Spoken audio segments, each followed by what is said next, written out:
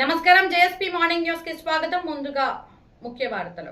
తెలంగాణ రాజకీయాలపై ఆంధ్రప్రదేశ్ ఉప ముఖ్యమంత్రి జనసేన పార్టీ అధ్యక్షులు పవన్ కళ్యాణ్ మరోసారి కీలక వ్యాఖ్యలు చేశారు.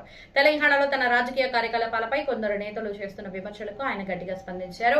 జనసేన పార్టీని మొదటగా తెలంగాణలోనే స్థాపించామని గుర్తు చేసిన పవన్ కళ్యాణ్ తెలంగాణలోకి రావద్దని చెప్పడం తన ప్రాథమిక హక్కులకు భంగం కలిగించడమేనని అన్నారు. తెలంగాణలో జనసేనకు 1,50,000 మందికి పైగా సభ్యత్వం ఉందని, పార్టీకి నాయకత్వం, కేడర్ బలంగా ఉన్నాయని పేర్కొన్నారు. పార్టీ కార్యకర్తలు, అభిమానులు ఉత్సాహంగా ఉన్నప్పుడు వారి కోసం పనిచేయడం తన బాధ్యత అని స్పష్టం చేశారు. తెలంగాణతో పాటు కర్ణాటక, తమిళనాడు వంటి రాష్ట్రాల్లో ఉన్న తెలుగు ప్రజల కోసం కూడా తాను సేవ చేయాల్సిన అవసరం ఉందని తెలిపారు. రాష్ట్ర విభజన అంశంపై కూడా పవన్ కళ్యాణ్ తన అభిప్రాయాన్ని మరోసారి వెల్లడించారు. తాను తెలంగాణ రాష్ట్ర ఏర్పాటుకు వ్యతిరేకం కాదని, అయితే రాష్ట్ర విభజన జరిగిన విధానానికి మాత్రమే వ్యతిరేకమని చెప్పారు. విభజన ప్రక్రియలో అనేక అంశాలు సక్రమంగా నిర్వహించబడలేదని అభిప్రాయాన్ని వ్యక్తం చేశారు.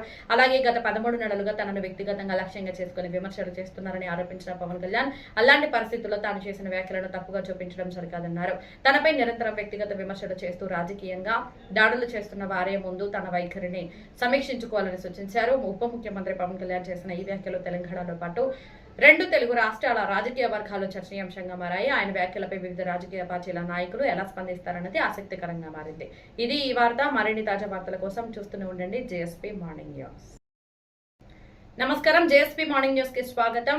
తెనాలి నియోజకవర్గంలో రాష్ట్ర పౌర సరఫరాల వినియోగదారుల వ్యవహారాల శాఖ మంత్రి శ్రీ నాదెండ్ల మనోహర్ గారు ప్రజలతో మమేకమవుతూ సంక్షేమ పథకాలపై అవగాహన కల్పించిన కార్యక్రమం విశేషంగా ఆకట్టుకుంది. తెనాలి పర్యటనలో భాగంగా మంత్రి మనోహర్ గారు స్థానిక ప్రజలతో కలిసి గాజు గ్లాసులో టీ తాగుతూ ఆత్మీయంగా ముచ్చటించారు.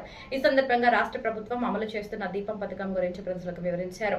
మహిళా సాధికారత, కుటుంబాల ఆర్థిక భారం తగ్గించడం, ప్రభుత్వ సంక్షేమ ఫలాలను ప్రతి ఇంటికి చేరవేయడమే ప్రభుత్వ లక్ష్యమని ఆయన తెలిపారు.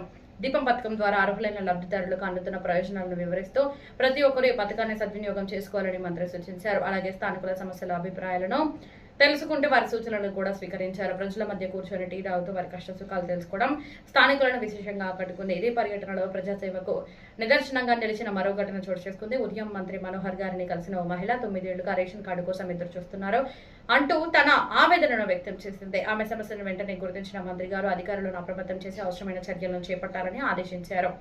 మంత్రి గారి చొరవతో కేవలం కొన్ని గంటల్లోనే సమస్య పరిష్కారమై సాయంత్రానికి ఆ మహిళ చేతికి రేషన్ కార్డు అందింది. దాదాపు 9 సంవత్సరాలుగా ఎదురు చూస్తున్న ఆమెకు ఒక్క రోజులో న్యాయం జరగడంతో ఆనందానికి అవధులు లేకుండా పోయాయి.